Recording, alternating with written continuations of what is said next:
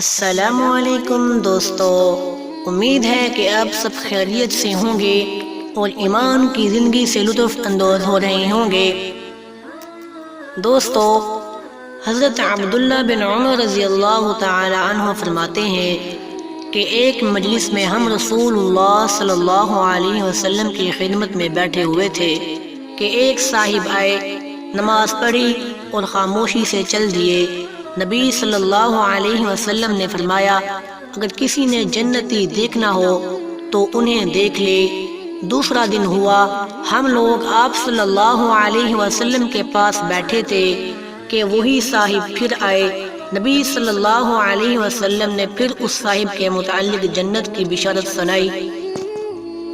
تیسرا دن ہوا، پھر وہی صاحب تشریف لائے تو نبی صلی اللہ علیہ وسلم نے فرمایا، یہ صاحب جنتی ہیں۔ حضرت عبداللہ بن عمر رضی اللہ تعالی عنہ فرماتے ہیں کہ میں نے دل میں کہا کہ عمل تو ان کے بھی ہمارے ہی جیسے ہیں، جس طرح ہم نماز، روزہ اور زکوٰۃ ادا کرتے ہیں، بظاہر یہ صاحب بھی اس طرح کرتے ہیں۔ عبداللہ رضی اللہ تعالی عنہ فرماتے ہیں کہ میں نے سوچا، ہو سکتا ہے کہ یہ گھر میں کوئی ہم سے چھپ کر ایسا عمل کرتے ہوں جس کی وجہ سے نبی صلی اللہ علیہ وسلم نے 3 دن سے اس خوش نصیب کو جنت کی بشارت دے رہے ہیں۔ چنانچہ میں اٹھا اور ان کے پیچھے چلتا ہوا ان کے مکان تک جا پہنچا اور عرض کیا کہ میں آپ کے ہاں 3 دن تک مہمان رہنا چاہتا ہوں۔ چنانچہ انہوں نے بخوشی اجازت دے دی۔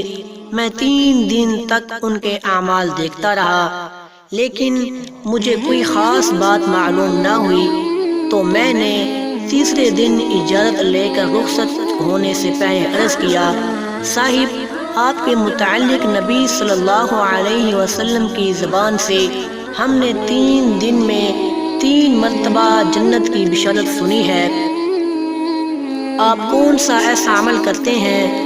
انہوں نے فرمایا، بھائی آپ نے میرے معمولات تو دیکھ ہی لیے ہیں، مجھ میں تو آپ سے بڑھ کر کوئی عمل نہیں۔ ہاں ایک بات ہے، ہو سکتا ہے اللہ کے رسول صلی اللہ علیہ وسلم نے اس وجہ سے یہ بشارت دی ہو، وہ یہ ہے کہ میں نے کبھی بھی کسی مسلمان بھائی کی بدخوئی نہیں کی، یعنی کسی کو ذلیل نہیں کیا، کسی کی غیبت نہیں کی، اور میرے دل میں کبھی کسی مسلمان بھائی کے متعلق کوئی برا خیال نہیں آیا۔ حضرت عبداللہ رضی اللہ تعالی عنہ فرماتے ہیں کہ میں نے کہا، بس یہی وہ عمل ہے جس کی وجہ سے نبی صلی اللہ علیہ وسلم نے آپ کو 3 دن تک جنت کی بشارت دیتے رہے۔ اللہ تعالی ہم میں بھی یہ خوبیاں پیدا کرے، آمین۔